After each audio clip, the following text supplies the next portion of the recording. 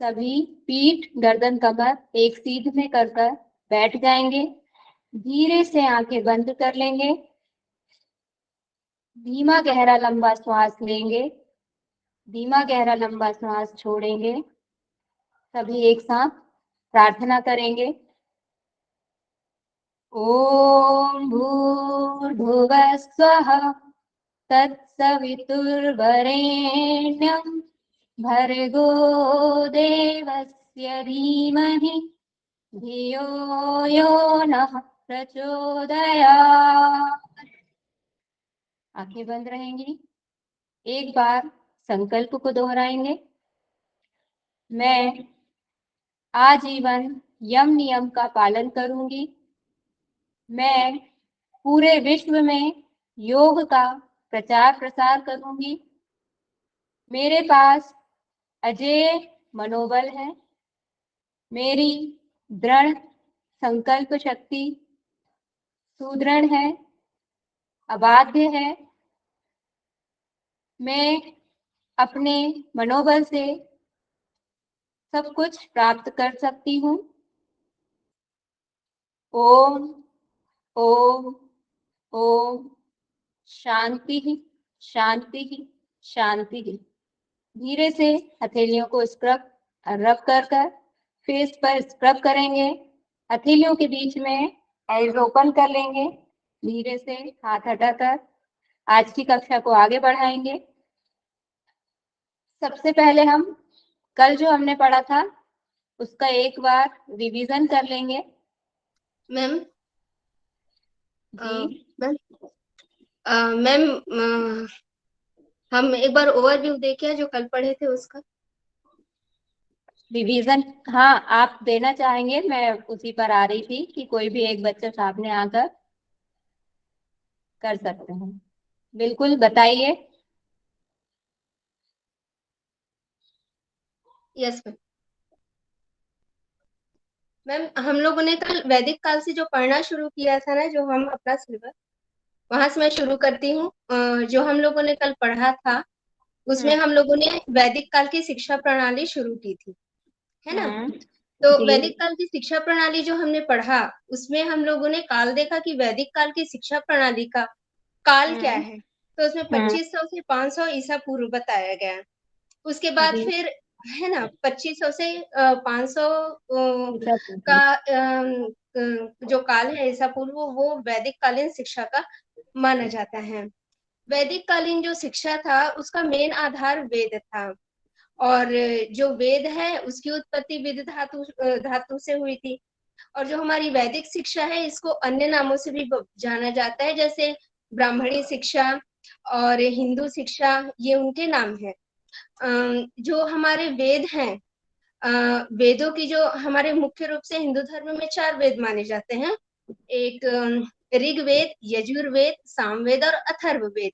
तो हमारी हिंदू शिक्षा प्रणाली कहती है कि जितने भी संपूर्ण ज्ञान हैं विश्व के, वो सारे इन वेदों पर आधारित हैं, इन वेदों में है।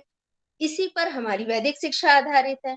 अब अगर हम बोले कि वैदिक शिक्षा का समय क्या है, वेदों का उत्पन्न, वेदों का उद्भव कब हुआ, तो इसके लिए, क्योंकि हमारे जो वेद हैं वो एक समय में एक व्यक्ति ने एक जगह पे नहीं लिखे हैं, वो हमारे अलग अलग हुए हैं।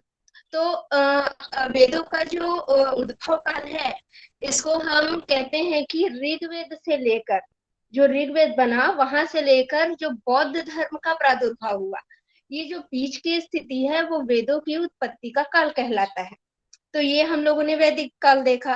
और अगर वैदिक, क्योंकि वेदों पर ही हमारा पूरा वैदिक शिक्षा निर्भर है, उसी पर आधारित है। तो इसका जो है सबसे पहले हमारा ऋग्वेद है। तो ऋग्वेद के साथ जिस ऋषि जी का नाम आता है वो है, ऋग्वेद के साथ जो ऋषि हैं वो है अग्नि ऋषि जी का नाम आता है। और ऋग्वेद का जो विषय है वो एक्चुअली ज्ञान है। और उसके बाद यजुर्वेद, यजुर्वेद के जो ऋषि हैं वो हैं यजुर्वेद के ऋषि आदित्य जी हैं, आदित्य ऋषि जी। और इसका यजुर्वेद का जो विषय है वो कर्म है। और उसके बाद हमारा सामवेद है। तो सामवेद के जो ऋषि हैं सामवेद के ऋषि वायु ऋषि जी हैं, है ना? वायु ऋषि जी हैं। तो और इसका जो विषय है वो उपासना है, इसका सामवेद का। फिर जो चौथा हमारा अथर्ववेद आता है, अथर्ववेद के ऋषि अंगी ऋषि जी को माना जाता है और इसका जो विषय है वो लौकिक जीवन से है। इतना तक हम लोगों ने पढ़ा था। उसके बाद चारों वेदों को 2-2 3-3 लाइन में हमने डिफाइन किया था। तो सबसे पहले ऋग्वेद आता है। तो ऋग्वेद जो है वो पूरी तरह से आध्यात्मिक ज्ञान लिया हुआ है ना? और जो ऋग्वेद है वो काव्यात्मक प्रणाली में है। उसमें जितने भी चीजें दी गई है वो काव्यात्मक शैली में है। और एक चीज और था हमारे ऋग्वेद में, जिसको मैं भूल रही हूँ थोड़ा सा। उसके बाद है यजुर्वेद। यजुर्वेद में ये है कि जो मंत्रोच्चार का जो रहता है प्रोसेस, उसमें गद्य और पद्य दोनों में बताया गया है, ऐसा यजुर्वेद में कहा गया। फिर होता है हमारा सामवेद। तो सामवेद जो है उसको उपासना शास्त्र भी कहते हैं। और हमारे सामवेद में विशेष रूप से अग्नि और सोम, अग्नि, सोम और इंद्र जी की विशेष स्तुति की गई है। और सामवेद में इसको यहीं से गायन या संगीत की कला विकसित हुई है और ये गेय पद्धति में है, गेय शैली में है। और चौथा जो आता है हमारा अथर्ववेद। अथर्ववेद को वेद त्रयी से अलग रखा गया है क्योंकि इसका विषय जो है वो लौकिक जीवन से। और शुरू के जो हमारे 3 वेद हैं वो वेद त्रयी हैं, है ना? तो इसको जो हमारा अथर्ववेद है वो एक तो वेद त्रयी से अलग है और दूसरा जो इसमें विषय डाला गया है, इसके विषय जो है वो आयुर्वेद है और औषधि है, चिकित्सा है। इसके अलावा इसमें जादू टोना, वशीकरण और भूत प्रेत, इस तरह की चीजों को भी अथर्ववेद में इंक्लूड किया गया है। इतना सारा चीज कल हम लोगों ने बस पढ़ा था मैम, यही। बहुत बहुत बहुत बढ़िया। इस तरह से सब लोग इनसे सीखिए, प्रेरणा लीजिए नीलू जी से कि इस तरह से आप अगर पढ़ाई करेंगे तो आपको कोई नहीं रोक पाएगा, कहीं से कहीं तक कोई नहीं रोक पाएगा। Excellent, super, super duper, super से ऊपर वाला आपका परफॉर्मेंस अभी का। इस तरह से आपको पढ़ाई करनी पड़ेगी तो आप वाकई में एक प्रयास में और कम से कम समय में आप निकाल सकते हैं। चलिए अब हम आगे बढ़ते हैं। कल हमने जो पढ़ा था उसके आगे हम बढ़ेंगे कि अब पूर्व वैदिक कालीन शिक्षा का वास्तविक स्वरूप क्या था, कैसा कैसे कैसे इसको, कैसी पद्धतियां थी, कैसी विधियां थी प्रचलित उस समय, वो वह सब हम धीरे धीरे एक एक करके डिस्कस कर। जी आई ना तुम्हारी notebook? Hello, sorry ma'am. Microphone किसका ऑन है? जी मैम मेरा क्वेश्चन था यहाँ पर, पहली वाली जो हमने कल क्लास की थी उसका। ये डाउट जो हम लास्ट में रख लें, ठीक है मैम, चलिए। लास्ट में रख लेते हैं डाउट। अभी हम आगे इसको कंटिन्यू करते हैं। लिख कर रख लीजिएगा, आप नोट कर लीजिएगा तो लास्ट में उसको ले लेंगे। पूर्व वैदिक कालीन शिक्षा का स्वरूप कैसा था? शिक्षा मुख्य रूप से वर्णाश्रम व्यवस्था के अनुरूप चलती थी और कर्म पर आधारित थी। मुख्य रूप से कर्म आधारित का मतलब कि जो जिस कर्म में कुशल था उसको उस वर्णाश्रम का माना जाता था। इसको आप नेक्स्ट स्लाइड से यहाँ से समझ सकते हैं कि जैसे ब्राह्मण है तो ब्राह्मण को वेद पाठ, ज्ञान का प्रचार, ये सब करना है। क्षत्रिय रक्षा, वैश्य व्यापार, शूद्र सेवा। लेकिन यहाँ ये जो हम आजकल देखते हैं कि कास्ट वाइज हो गया है, ये आज विकृत स्वरूप में, जो मैंने कल स्टार्टिंग में बात कही थी कि आपको ब्रॉड माइंड लेके इसको ग्रहण करना पड़ेगा यहाँ की अध्ययन सामग्री को, क्योंकि कुछ गड़बड़ियां हुई उस समय पे, प्रभावशाली लोगों ने बहुत अव्यवस्थाएं फैला दी। तो ब्राह्मण का अर्थ क्या होता है? ब्राह्मण का अर्थ होता है जो ब्रह्म को जानने वाला है। तो ऐसा नहीं है कि जो कास्ट है केवल वही ब्राह्मण उसमें आएगी। जो वेदों को जानता था, ईश्वर को जानता था, आत्मा परमात्मा को जानता था, उसे ब्राह्मण कहा जाता था।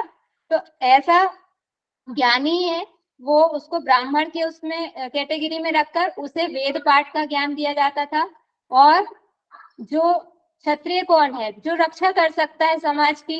अब हम किसी ऐसे व्यक्ति से कह दें कि जो खुद की रक्षा नहीं कर सकता, हाथ पैर में शारीरिक बल नहीं है, उसमें मानसिक योग्यता नहीं है, उसमें इतना विक्षिप्त बुद्धि वाला प्राणी है कोई, और उससे हम कह रहे हैं कि रक्षा करे, तो क्या वह कर पाएगा जो स्वयं की रक्षा नहीं कर रहा है? तो ये बाद में चीजें बदलते बदलते जाति आधारित हो गई, पहले कर्म आधारित थी। जिसका माइंड शार्प होगा, जो हिसाब किताब में तेज होगा, वह व्यापार वाणिज्य का काम कर पाएगा। नहीं तो क्या करेगा, 1600 के 1000 करेगा। मतलब कोई चीज जितने दाम में खरीदी है उससे कम दाम में बेचकर घाटा अपना करता रहेगा और एक दिन डूब जाएगा। ऐसा व्यक्ति क्या खुद का और संसार का उद्धार कर सकता है, जिसे मोल भाव करना नहीं आता है? और शूद्र अर्थात सेवा का कार्य, सेवा का कार्य कौन कर सकता है? जिसका हृदय विशाल होता है, सेवा का कार्य वही कर सकता है, हर कोई नहीं कर सकता है। लेकिन इसको भी गलत डायरेक्शन में ले जाया गया धीरे धीरे धीरे धीरे। क्यों? जो प्रभावशाली थे, अब जो वेद का पाठ जानते थे, हर जगह रामायण जी में एक लाइन है, सुमति कुमति सब जगह होती है। तो ब्राह्मण वर्ग में, ब्राह्मण वर्ग मतलब यहाँ पे ब्राह्मण वर्ग से पूर्व वैदिक काल में वेदों के ज्ञाता से है, ना कि जातिवाद वाले ब्राह्मण से। जिसको वेद पाठ कराया गया उसने, लेकिन कुमति थी उसकी, तो उसने क्या किया, उस वेद पाठ को फिर अपनी आगे की पीढ़ियों में सीमित करने का प्रयास किया कि केवल मेरा वंश, मेरी पीढ़ी ही ये ज्ञान प्राप्त करे। दूसरों को उसने उस ज्ञान से वंचित रख दिया, बायकॉट कर दिया उन लोगों का। तो क्या हुआ कि जो एक तबका था, एक बहुत बड़ा समाज का हिस्सा था, जिन्हें हम शूद्र कहते हैं, वह शूद्र, यहाँ पे शूद्र मतलब जिन्होंने सेवा को अपनाया। अब या तो किसी में दो तरह से सेवा करने के भाव से आ सकता है, एक तो स्वेच्छा से, जिसकी खुद स्वप्रेरणा हो कि मुझे सेवा ही करनी है, और दूसरा जिसे ईश्वर ने शायद उतनी बुद्धि नहीं दी है कि वह वेदों का ज्ञान प्राप्त कर सके, या उसमें ऐसी सामर्थ्य नहीं है कि वे समाज की रक्षा कर सके, वाणिज्य व्यापार की बुद्धि भी नहीं है, तो उसके पास लास्ट कोई ऑप्शन नहीं बचता है, तो क्या करेगा, सेवा का कार्य करेगा। लेकिन सेवा का कार्य जो सबसे बड़ा और महत्वपूर्ण कार्य होता है, समाज के उस वर्ग को और उसका शोषण करते चले गए और उसको और पिछड़ा बना दिया। तो धीरे धीरे आगे जाके हम क्या देखेंगे, जो हम बौद्ध जन्म का उद्भव देखते हैं, उसमें हम क्या देखेंगे कि कैसे ये लोग फिर डाइवर्शन की ओर चल देते हैं। आपको एक कमरे में बंद कर दिया जाए और आपसे कहा जाए कि कहीं नहीं जाना है, आपको मारा जाए, पीटा जाए, पूरा आपके साथ में टॉर्चर वाला आपके साथ व्यवहार किया जाए हर समय, तब क्या होगा, आप में विद्रोह की भावना जगेगी। ऐसा ही इन लोगों के साथ भी हुआ। समाज का ये जो वर्ग था, इसने भी यही किया कि धीरे धीरे समय के साथ इनमें विद्रोह की भावना हो गई।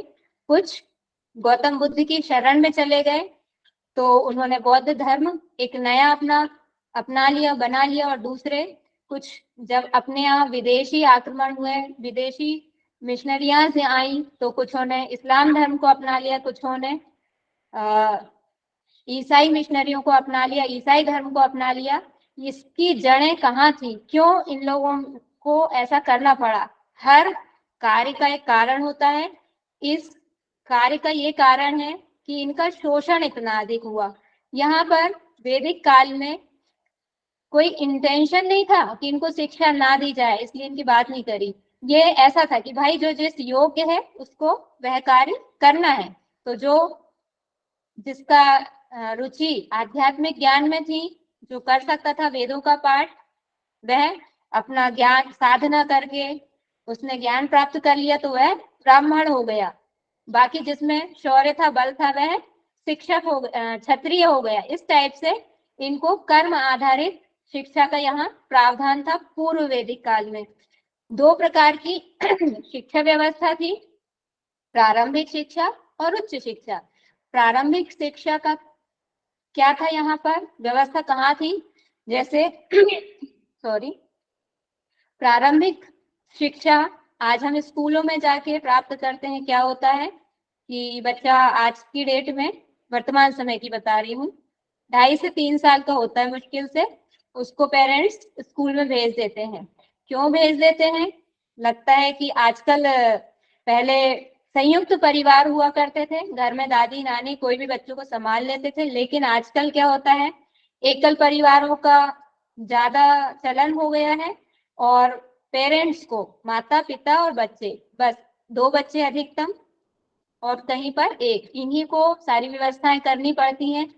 उसमें भी जो मेल पर्सन है, मोस्टली आज की डेट में तो ऐसा नहीं है, आजकल दोनों ही वर्किंग पर्सन हो गए हैं, मेल एंड फीमेल, तो बच्चों के लिए समय होता नहीं है। और अगर देखना पड़ता है, एक कैंडिडेट देखता भी तो ये लगता है कि फिर इतनी देर, जितनी जल्दी हो सके इनको स्कूल भेज दिया जाए, तो उतनी देर कम से कम हमको या तो रेस्ट मिलेगा या हम अपना काम कर पाएंगे। तो आजकल इस हिसाब से शिक्षा का स्वरूप बदल गया है। बच्चों को 2.5 से 3 वर्ष की आयु में स्कूल भेज दिया जाता है, जबकि एक आदर्श आयु जो है स्कूल भेजने की कितनी है, 6 से 7 वर्ष के बीच में। और जो हम अगर पूर्व वैदिक काल की बात करते हैं, तो पूर्व वैदिक काल में प्रारंभिक शिक्षा के लिए कहीं से किसी शिक्षण संस्थान में, इंस्टीट्यूशन में नहीं जाना पड़ता था, माता पिता के द्वारा ही प्रारंभिक शिक्षा दी जाती थी। और वास्तविक शिक्षा जो है, उच्च शिक्षा जिसको कहते हैं, हायर एजुकेशन, कहाँ से, उसके लिए एक विधि विधान पूर्वक एक संस्कार होता था, उसके बाद उसकी विद्यारंभ उसका शुरू होता था बच्चे का। और प्रारंभिक शिक्षा और उच्च शिक्षा, यहाँ इन दोनों को हम वहां से भी ऐड कर सकते हैं। कल हमने जब पढ़ा था स्टार्टिंग में, आपसे जब पूछा था कि शिक्षा किस प्रकार की होती है, तो आप में से ही आंसर आया था कि 2 प्रकार की शिक्षा हम मान सकते हैं, एक अनौपचारिक शिक्षा और एक औपचारिक शिक्षा। औपचारिक शिक्षा जो विधिवत स्कूल में या किसी भी इंस्टीट्यूशन में हमको मिलती है, और अनौपचारिक जो हम कभी भी कहीं भी किसी से भी प्राप्त कर सकते हैं। तो यहाँ पूर्व वैदिक काल में जो प्रारंभिक शिक्षा है, उसको हम अनौपचारिक शिक्षा की श्रेणी में रख सकते हैं। दूसरा, हायर एजुकेशन को कहाँ रखेंगे हम, औपचारिक शिक्षा की श्रेणी में। अब प्रारंभिक शिक्षा को एक और चीज के साथ हम जोड़ सकते हैं, व्यावहारिक शिक्षा। प्रारंभिक शिक्षा में क्या सिखाया जाता है बच्चों को, बताएंगे? प्रियंका जी बताइए, प्रारंभिक शिक्षा में घर में बच्चा है उसको क्या सिखाया जाता है? मैम नॉर्मली जैसे अगर मेरे बेटा अभी छोटा है तो उसको नॉर्मली ABCD अनार का आम का ये सिखाते हैं, साथ साथ में कैसे एटिकेट्स होने चाहिए, उठने बैठने का, कि कोई आए तो कैसे मैनर होना चाहिए आप में, और एग्जैक्टली, बिहेवियर। मैनर्स इम्पोर्टेंट है यहाँ पर। यही मैनर्स वर्ड, एटिकेट्स, ये चीजें मतलब डूज और डोंट सिखाए जाते हैं। यम नियम का पालन सिखाया जाता है कि हमको क्या करना है, गुरु जी के साथ में कैसा व्यवहार करना है, गुरु को प्रणाम करना चाहिए। यही ये व्यवहारिक शिक्षा उनको घर से ही दे दी जाती है कि कल को ये पढ़ने जाएंगे, शिक्षा ग्रहण करने जाएंगे, तो ये वहां से बाहर ना निकाल दिए जाएं। ये चीजें घर से ही शिक्षा दी जाती थी। हम सभी चाहते हैं कि हमारे बच्चों को हम अच्छे संस्कार दें, जिससे कहीं ये दूसरों के सामने हमारी इंसल्ट ना कराएं। तो ये प्रारंभिक शिक्षा के अंतर्गत, तो ये प्रारंभिक शिक्षा क्या कहलाएगी, व्यवहारिक शिक्षा, बिहेवियर एजुकेशन। और उच्च शिक्षा में क्या हम करते हैं, आप स्कूल में जाते हैं और आप 10th तक की पढ़ाई कर लेते हैं, उसके बाद जब 11th में आप आते हैं तो आप सबसे पहले क्या करते हैं, बताइए, मैसेज करके सभी बताइए। सब्जेक्ट चूज करते हैं मैम वहाँ पर आकर कि कौन सी वेरी स्ट्रीम गुड में जाना है सर आपको। मैम स्ट्रीम चेंज करते हैं। अभी मैं एकदम सारांश रूप में सारी चीजें समझा रही हूँ, फिर मैं स्लाइड्स आगे बढ़ाकर भी बताती जाऊंगी। अभी स्लाइड के बेस पर एकदम ऐसा नहीं चल रहा है। तो अब आपने बिल्कुल सही बताया कि सब्जेक्ट हम देखते हैं सबसे पहले। क्यों देखते हैं? अपने इंटरेस्ट के अकॉर्डिंग हमें भविष्य में क्या करना है, कौन से प्रोफेशन में हमको जाना है, इसके लिए हम सब्जेक्ट चूज करते हैं। यही हायर एजुकेशन में होता है। हायर एजुकेशन का मेन जो ऑब्जेक्टिव है वह यही है कि आपको इस योग्य बनाना, तैयार करना कि आप अपने प्रोफेशन में जाएं तो आप में कोई कमी ना रह जाए। ये हो गई एक शॉर्ट व्यू हो गया। प्राथमिक शिक्षा और उच्च शिक्षा में आपको अंतर समझ में आया होगा कि पूर्व वैदिक काल में इनका स्वरूप कैसा था। अब पूर्व वैदिक काल में जैसा कि मैंने बताया कि प्रारंभिक शिक्षा तो घर में ही हो गई है। अब जब हायर एजुकेशन की बात आती है तो हायर एजुकेशन के लिए सबसे पहले संस्कार किया जाता है। उस संस्कार को कहते हैं विद्यारंभ संस्कार, और इसका नाम क्या है? उपनयन संस्कार भी इसको कहते हैं। यह संस्कार किसके द्वारा कराया जाता है? जो भी वर्ण है, आश्रम है, हर व्यक्ति के, हर परिवार के अपने अपने कुलगुरु होते हैं। तो उस परिवार के उनके जो कुलगुरु हैं या कुल पुरोहित हैं उनके द्वारा करवाया जाता है। जैसे आपने रामायण जी में देखा होगा कि श्री रामचंद्र जी को जब शिक्षा के लिए गुरुकुल में जाना होता है तो उनके कुल पुरोहित, कुलगुरु जी कौन है? श्री वशिष्ठ जी। वशिष्ठ जी आते हैं और उनके सारा ये उपनयन संस्कार करवाते हैं। फिर उसके बाद विद्यारंभ के लिए वे गुरुकुल जाते हैं। ऐसा ही होता है। विद्यारंभ संस्कार में क्या प्रक्रिया होती है? इसके लिए बालक को सबसे पहले स्नान करवा दिया जाता है और शुद्ध धुले हुए वस्त्र पहनाकर, नए वस्त्र पहनाकर, और उनको जो पुरोहित हैं, कुलगुरु हैं, उनके सामने खड़ा कर दिया जाता है। फिर जो कुलगुरु होते हैं वह चावल लेते हैं और एक सफेद वस्त्र पर, नए वस्त्र पर चावलों को बिछा देते हैं। फिर चावलों से ही उस बालक की उंगली पकड़कर अक्षर बनवाए जाते हैं। कुछ भी अक्षर वो बनवा लेते हैं, वर्णमाला के, जो संस्कृत वर्णमाला है उसके अक्षर बनवाकर, और फिर वेद मंत्रों का उच्चारण करके बच्चे की, बालक की जो हायर एजुकेशन है उसको प्रारंभ कर देते हैं। इस उपनयन संस्कार से विधि विधान पूर्वक बालक का, ये समझ लीजिए कि एडमिशन हो गया। एडमिशन की प्रोसेस है ये। हमारे समय में, आज की डेट में एडमिशन कैसे होता है, अब हर चीज को मैं साथ साथ में इसलिए बताती हूँ कि आप कोरिलेट कर पाए। कोरिलेट करेंगे तो चीजें आपको याद रहेंगी। ऐसे ही पढ़ लेंगे लाइन टू लाइन तो आपको शायद चीजें ना याद रहें, लेकिन आप दो चीजों को जोड़ के करेंगे, याद, पढ़ेंगे, देखेंगे, तो साथ में आपको चीजें याद भी हो जाएंगी। आज की डेट में हमारे बच्चों का एडमिशन कैसे होता है? स्कूल में जाते हैं, किसी भी स्कूल में इंटरव्यू होता है बच्चों का, पेरेंट्स का भी इंटरव्यू होता है आजकल, और बच्चे को पहले से उम्मीद की जाती है, जैसे हमारे यहाँ पर हमने देखा कि पूर्व वैदिक काल में प्रारंभिक शिक्षा में बच्चे को एटिकेट्स पहले से सिखा दिए गए हैं, बता दिए गए हैं, और उसे व्यवहारिक शिक्षा दे दी गई है। तो यहाँ पे क्या हमसे आशा रखी जाती है वर्तमान समय में कि आप उसको जो केजी फर्स्ट का ज्ञान है, केजी फर्स्ट का नॉलेज है, नर्सरी का नॉलेज है, वो ऑलरेडी 2.5 साल का बच्चा है, 3 साल का बच्चा है, वो लेकर आए इतना घर में, उससे ABCD पूछ ली जाती है। M फॉर बताओ बेटा क्या होता है, M फॉर इस टाइप से पूछ लेंगे, N फॉर, ये इस टाइप से इंटरव्यू हो रहा है बच्चे का। अगर बच्चा नहीं हुआ, नहीं बताया पाया, जवाब नहीं दे पाया, तो बच्चे का क्या होगा? एडमिशन नहीं होगा। यहाँ पे ऐसा कुछ नहीं है। यहाँ बच्चा जिस भी वर्णाश्रम से है, जिस भी कुल का है, उसको उसकी आयु के हिसाब से, हर एक वर्णाश्रम के बालकों के लिए अलग अलग आयु होती थी उपनयन संस्कार की। तो उस आयु में उनके कुल पुरोहित आएंगे और उसको उसका उपनयन संस्कार करेंगे। विधिवत उसकी हायर एजुकेशन स्टडी आरंभ हो जाएगी, गुरुकुल में उसका प्रवेश हो जाएगा। गुरुकुल में प्रवेश के पूर्व जब उपनयन संस्कार होता है तो बच्चों का मुंडन करा दिया जाता है और उन्हें भिक्षा की एक झोली भी दे दी जाती है, क्योंकि जब वे गुरुकुल में रहेंगे तो उनको भिक्षाटन करना पड़ेगा और इस भिक्षा की शुरुआत सबसे पहले वे अपने घर से ही करते हैं। प्रारंभिक भिक्षा जो मांगते हैं अपने घर से ही मांगते हैं।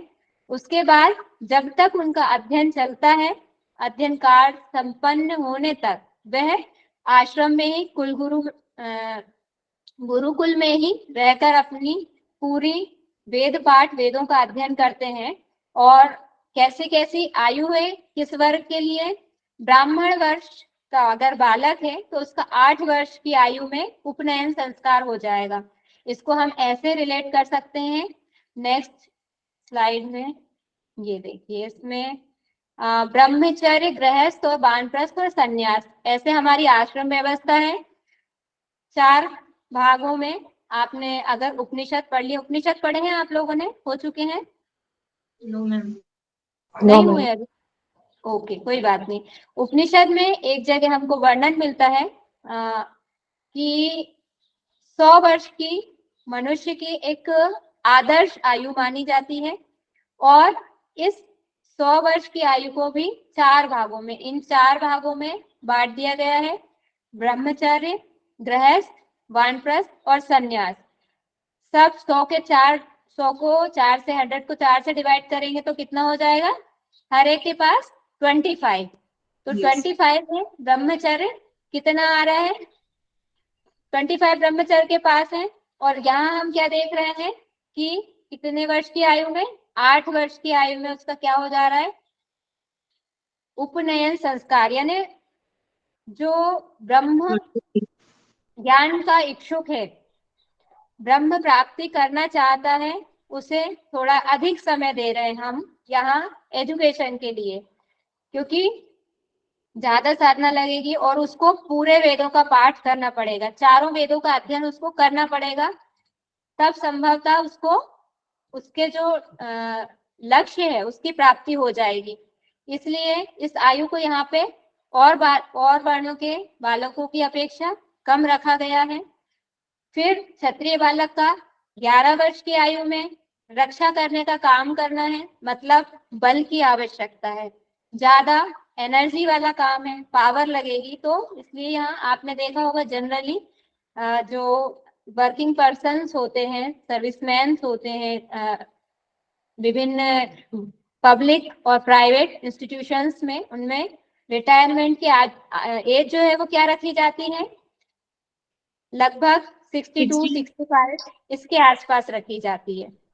तो उसी के अकॉर्डिंग हम उसको भी हम यहाँ वेदों में देख रहे हैं कि यहाँ से आश्रम से शिक्षा प्राप्त संपन्न करके जाएगा। अभी हम आगे देखेंगे कि किस वेद के पाठ में कितना समय लगता है। यहाँ इस स्लाइड से ये देख रहे हैं कि अगर एक वेद का पाठ कर रहे हैं तो 12 वर्ष का समय लगता है उसमें, और अगर चारों वेदों का पाठ हम कर रहे हैं तो कितने, हर 12 वर्ष में एक हो रहा है, तो चारों वेदों का कर रहे हैं तो 48 वर्ष। 48 वर्ष का समय तो केवल एजुकेशन में लग जाएगा, और एजुकेशन में इतना समय लग जाएगा तो फिर वो अपने बाकी सारे जो दायित्व हैं, बाकी सारे आश्रमों में कब प्रविष्ट होगा, कैसे उनको मैनेज करेगा। इसलिए ये अलग अलग वर्णों के हिसाब से इनको व्यवस्थित किया गया है। यहाँ पर वैश्य बालक के लिए और 12 वर्ष कर दिया है। यहाँ पर शूद्र वर्ग, ये काय का साइन है, मतलब वेन का, वर्जित किया गया है। यहाँ उसकी कोई बात नहीं की गई है। क्यों नहीं की गई है, फिर से बता रही हूँ। इसका कारण जाति के आधार पर नहीं है। यहाँ स्वेच्छा से जो योग्य ही नहीं है तो उनको शिक्षा की आवश्यकता नहीं है। इनकी शिक्षा घरों में ही हो जाती थी परंपरागत रूप से। एक मतलब जो पिता से पुत्र ज्ञान प्राप्त कर लेता था कि क्या करना है, कैसे करना है, अलग से शिक्षा इनको स्कूलों में, गुरुकुलों में नहीं दी जाती थी। इतना क्लियर है सभी को? इसमें कोई समस्या? नो मैम, सब ठीक। मैम जो वो उपनयन संस्कार को इसमें वैदिक शिक्षा से जोड़ा गया है, तो उसके पीछे का रीजन क्या है? क्योंकि होता है हमारे ब्राह्मण कुल में भी उपनयन संस्कार होते हैं, लेकिन मुझे रियलिटी मतलब आज पता चल रही है कि उसके पीछे का रीजन ये है, लेकिन वो शिक्षा से क्या रिलेशन है उसका, वो मैं जानना चाहती हूँ। शिक्षा से रिलेशन यही है कि ये हमारी सनातन जो संस्कृति है उसमें बालक जब जन्म लेता है तब से लेकर उसकी मृत्यु तक कुल मिला के 16 संस्कार होते हैं। आपने शायद कहीं पढ़ा होगा। ये संस्कृति में हमारी में सनातन धर्म में इनबिल्ट है कि कुछ भी काम होगा उसके लिए संस्कार। हम कोई भी शुभ कार्य करते हैं तो क्या करते हैं? हम ईश्वर को प्रणाम करते हैं। और ये शिक्षा हमको कहाँ से मिली है? ये ज्ञान भी हमको वेदों से ही प्राप्त हुआ है। जितनी हम सनातन संस्कृति की बात जहाँ भी करते हैं तो उसमें जितनी भी बातें हैं वो सब हमको वेदों से ही प्राप्त हुआ है। वेदों में कहाँ से आया? ऋषियों ने दिया। ऋषियों को कहाँ से प्राप्त हुआ? सीधे परमात्मा से, है ना? उन्होंने ही बताया है कि क्या क्या आपको करना है। तो ये उनमें वेदों में लिखा हुआ है कि आपको ये संस्कार करना है, आपको विधि पूर्वक करना है। इस चीज का महत्व है। अगर हम ये संस्कार नहीं करेंगे तो एक जो नियमित रूप से बच्चा, क्या हो रहा है वहां पर? बच्चे का मुंडन कर दिया गया है और बच्चे को क्या दे दिया है? भिक्षा की झोली दे दी है। क्यों? यहाँ भी बात वही आ रही है कि बच्चे को सिखाया जा रहा है कि आपको सेवा का भाव ला रहे हैं बच्चे में कि आपको गुरुकुल में जाके गुरुकुल के सारे कार्य करने पड़ेंगे, गुरु की सेवा करनी पड़ेगी। आजकल आप ऐसा नहीं कर सकते हैं। अगर आज की डेट में आप बच्चे से एक कॉपी, एक अपनी क्लास से आप उस बच्चे को बोल देंगे कि दूसरे क्लास में या अटेंडेंस रजिस्टर ये ले जाकर आप साइड वाली क्लास में दे दीजिए, टीचर को दे दीजिए, तो ये क्या होगा? बाल अधिकार संरक्षण अधिनियम का उल्लंघन हो जाएगा। अनुच्छेद 24 आर्टिकल, हमारा जो इंडियन कॉन्स्टिट्यूशन है उसका आर्टिकल 24 कहता है कि बच्चे जो 14 साल से कम उम्र के बच्चे हैं आप उससे किसी भी प्रकार का कार्य नहीं करवा सकते हैं जो लेबर की कैटेगरी में आता है। आप उठा के कोई वस्तु ले जाने को कह रहे हैं, उस राइटिंग वर्क जो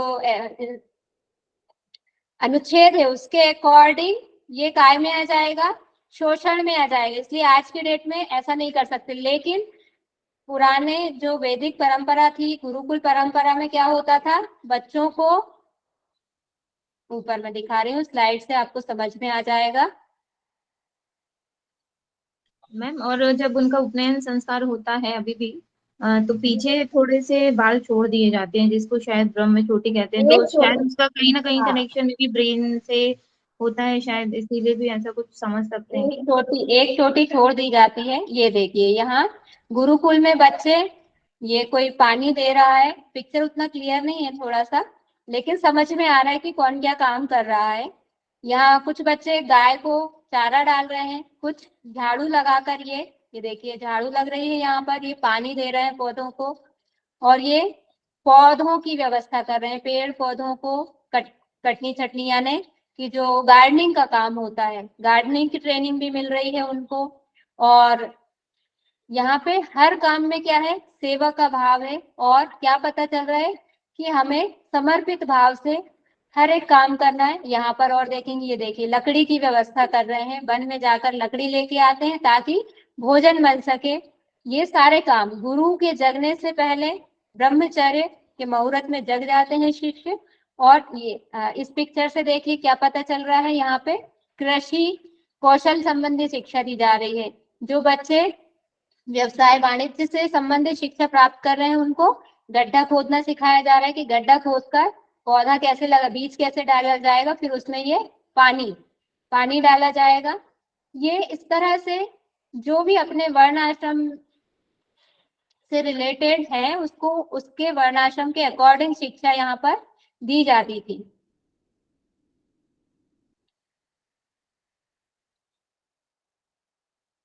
ये आपने समझ ही लिया है। इसमें एक चीज और बची है क्या, कि ये तो पता चल गया कि एक वेद का अध्ययन करने में 12 वर्ष का समय लगता है, और जब 12 वर्ष पूर्ण हो जाएंगे तो उसको क्या उपाधि मिल जाएगी, स्नातक की उपाधि मिल जाएगी।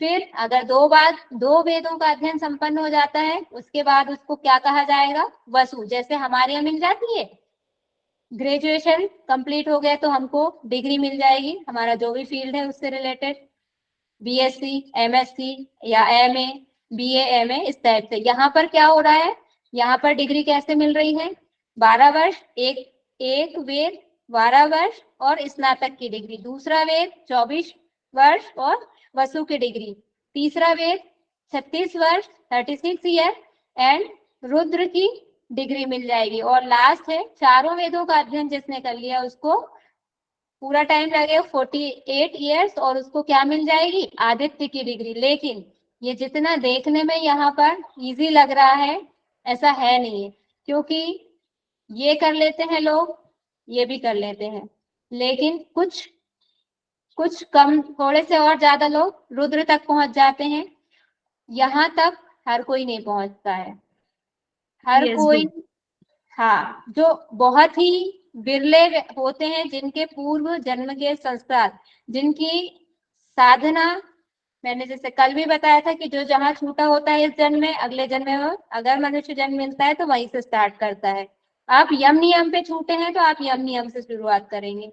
तो जिनकी बहुत उच्च स्तर पे, जैसे एक एग्जाम्पल है श्रीमद् भगवत गीता जी में 8वें अध्याय में, एकदम ठीक से अध्याय का नाम अभी स्लिप हो रहा है, उसमें लिखा है कि जो ऋषि थे उन्होंने अपने प्राण को यहाँ स्थापित कर लिया था आज्ञा चक्र में, लेकिन क्या हुआ, उन्हें, उनके पास एक हिरनी आई जो कि कैसी थी, प्रेग्नेंट थी, और ऋषि के पास उसके पीछे एक शिकारी पड़ा हुआ था। तो ऋषि के पास वो बड़े दयनीय भाव से आई और ऋषि ने उसको मार दिया, लेकिन किसी तरह से वो उसने बच्चे को जन्म दे दिया, और वो बच्चा ऋषि को समझ लीजिए कि सौंप कर चली गई। तो क्या हुआ, ऋषि के मन में अब दया का भाव आ गया, ऋषि का मन तपस्या से अलग हट गया, पहुंच गए थे एकदम हायर लेवल पर, मान लीजिए इस वाली पोजीशन पे रुद्र की उपाधि वो प्राप्त कर चुके थे।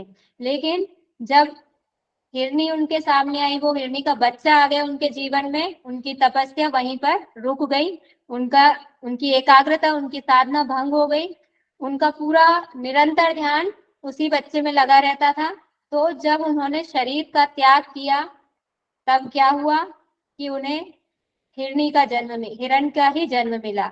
जो आप, जब प्राण आपके छूटते हैं शरीर से, ऐसा श्रीमद् भगवत गीता जी में लिखा है, उसी के अनुसार मैं आपको बता रही हूँ कि जब आपके शरीर से आपके प्राण छूटते हैं, उस समय आपके चित्त में जिसका जो भी वासना रहती है, आपका अगला जन्म वही होगा, उसी वासना से संबंधित शरीर में आपका प्रवेश होगा।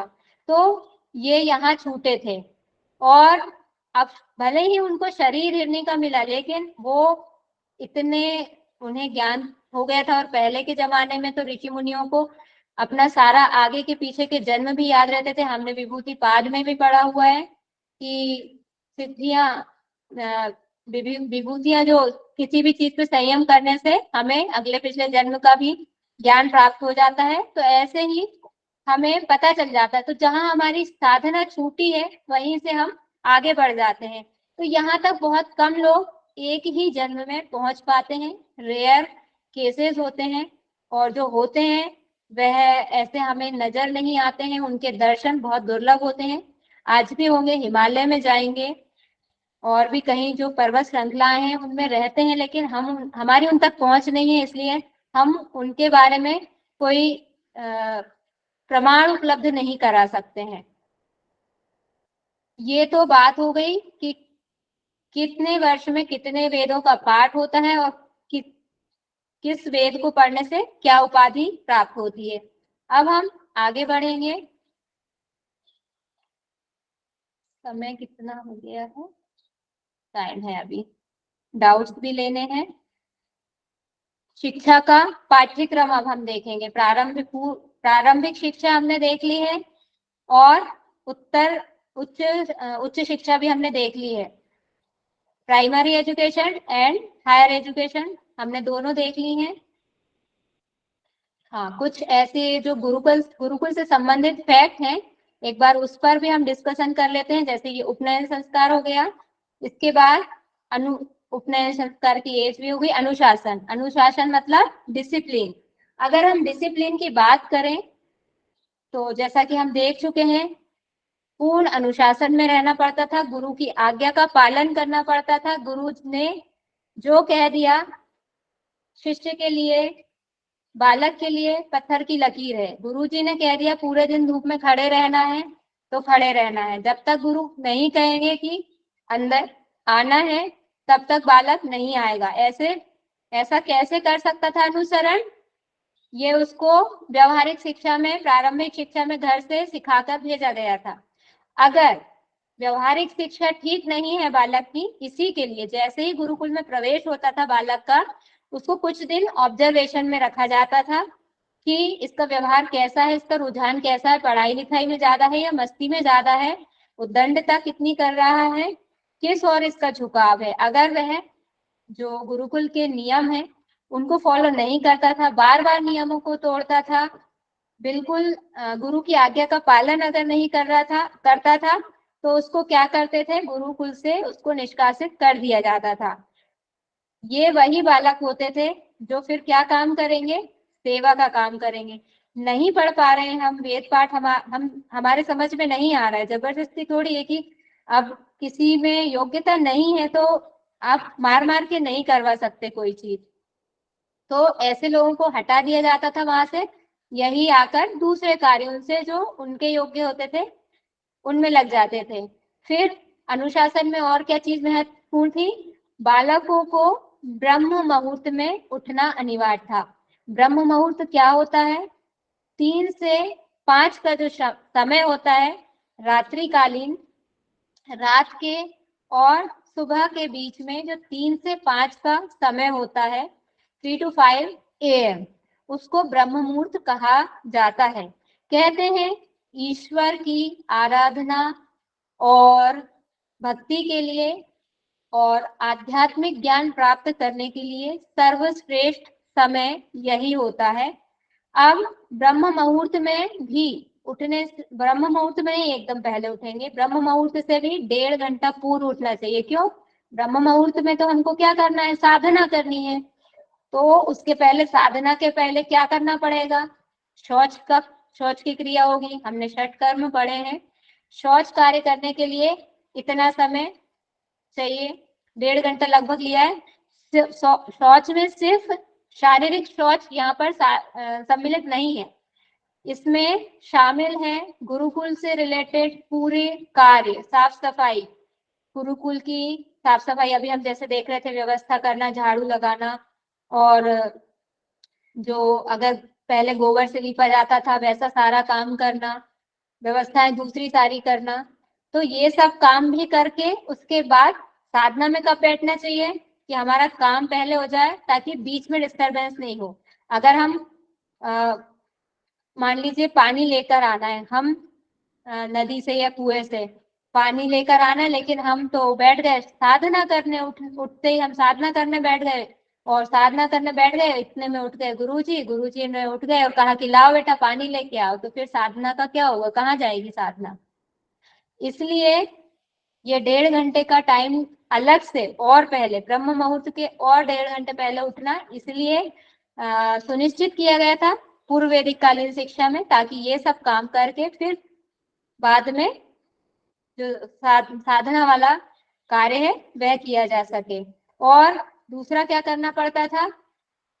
निश्चित दिनचर्या का पालन करना पड़ता था। एक तो यही हो गया कि सुबह निश्चित समय पर उठना है, फिर जमीन पर ही लेटना है, कोई भोग विलास नहीं करना है, ऐश्वर्य की वस्तुओं का उपभोग नहीं करना है, किसी के घर नहीं जा सकते, भिक्षा मांगने जाएंगे लेकिन सिर्फ भोजन की वस्तु ही लेकर आएंगे भिक्षा में, और कुछ नहीं लेकर आएंगे।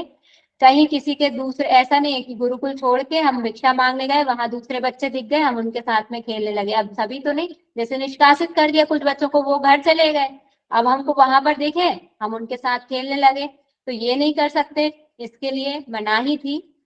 और वैदिक काल में व्यावसायिक शिक्षा भी दी जाती थी। कैसे दी जाती थी? योग्यता के आधार पर। जैसे अगर वर्णाश्रम के अनुकूल ही उनके व्यावसायिक शिक्षा भी डिसाइड हो जाती थी कि जैसे कोई रक्षा का कार्य करने वाला है, क्षत्रिय है, तो उसको क्या शिक्षा दी जाएगी, उसका तो व्यवसाय वही हो जाएगा कि उसको राजकाज करना है, राजकीय कार्य करना है और उसी से अपनी आजीविका का पालन करना है। तो उसको क्या शिक्षा दी जाती थी? उसको युद्ध कौशल की शिक्षा दी जाती थी, तलवारबाजी की शिक्षा दी जाती थी। और अगर कोई व्यापार व्यवसाय से है, तो जैसे हमने देखा कृषि कौशल की शिक्षा दी जा रही है। इस प्रकार से जिसका जो है, अब कोई आध्यात्मिक ज्ञान प्राप्त करके, पंडिताई पुरोहित का काम करके, वेदों का पाठ शिक्षा दीक्षा देके, यज्ञ आदि अनुष्ठान करके अपनी आजीविका करना चाहता है, तो उसके लिए वह क्या करेगा? वेदों का अध्ययन करेगा। वेदों की और मतलब सिर्फ चारों वेदों का अध्ययन करेगा वह अच्छे से कम 3 का तो करेगा ही। ये व्यावसायिक शिक्षा हो जाती थी इस समय की।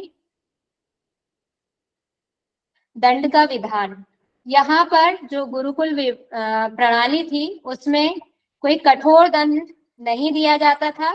अगर कोई छात्र या बालक कुछ नियम तोड़ देते थे, किसी नियम का पालन नहीं करते थे, तब उनको उद्वालक, उद्दालक नामक व्रत करने को कहा जाता था।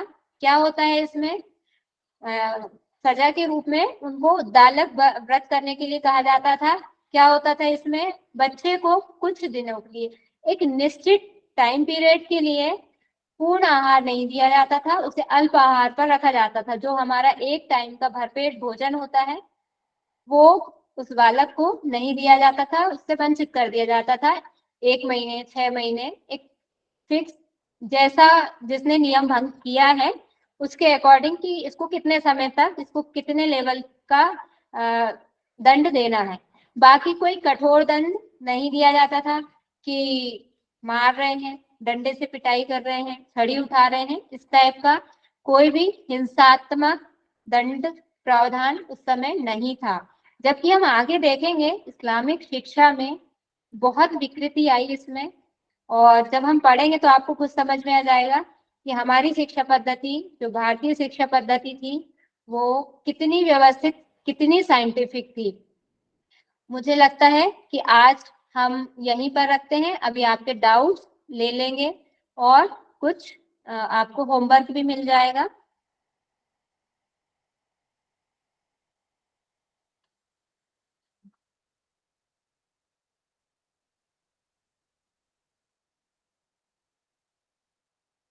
इतना समझ में आया अभी तक आप सभी को? किसी को कोई डाउट है? हैंड रेज कर दीजिए अपने, फिर मैं क्वेश्चन करूंगी। आज जो हमने पढ़ा है उससे आपसे 2-3 क्वेश्चन कर लेंगे तो पता चल जाएगा। मैं जिसका नाम लूंगी उसको आंसर देना पड़ेगा। इससे आपकी अटेंशन पता चल जाएगी कि आप कितने पूरी तल्लीनता से, पूरा ध्यान देकर क्लास को पढ़ रहे थे। सबसे पहले मैं क्वेश्चन करूंगी मेघा मैम से। मेघा पाठक मैम, आप मुझे बताइए, जी आप मुझे बताइए कि जो 3 वेदों का अध्ययन कर लेता है, एक दोनों चीजें बताइए कि तीनों वेदों के अध्ययन करने में कितना समय लगता है और उसे क्या उपाधि प्राप्त होती है? मैम 3 वेद के अध्ययन करने में अवधि लगती है 36 वर्ष, मतलब 36 इयर्स, और उसे रुद्र की उपाधि प्राप्त होती वेरी है। गुड, मैसेज में भी आंसर आ रहे हैं, बहुत बढ़िया। संतोषी जी, पूजा जी, नेहा जी, सभी ने एकदम करेक्ट आंसर दिया है।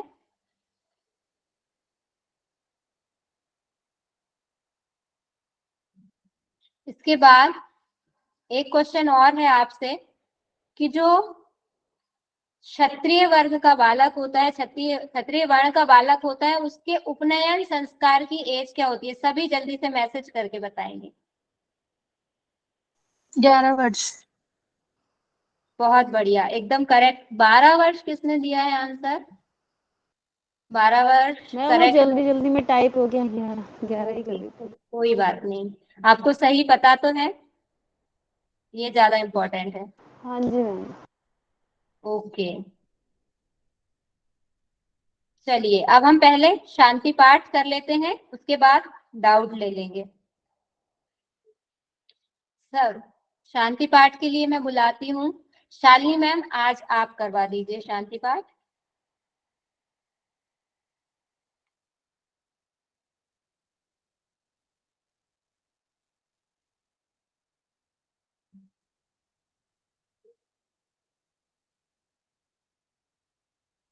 शालिनी मैम। शालिनी 2 है ना मैम, मेरे को ही बोल रहे हो आप? आप ही करवा दीजिए, आपसे आपसे कह रहे हैं।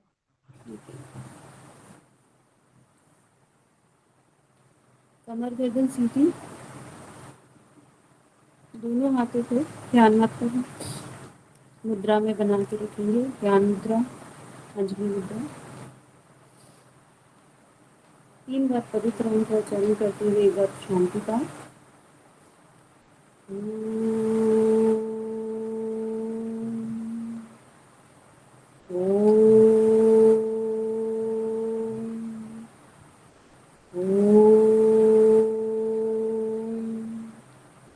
पूर्णमदः पूर्णमिदं पूर्णात् पूर्णमुदच्यते पूर्णस्य पूर्णमादाय पूर्णमेवावशिष्यते।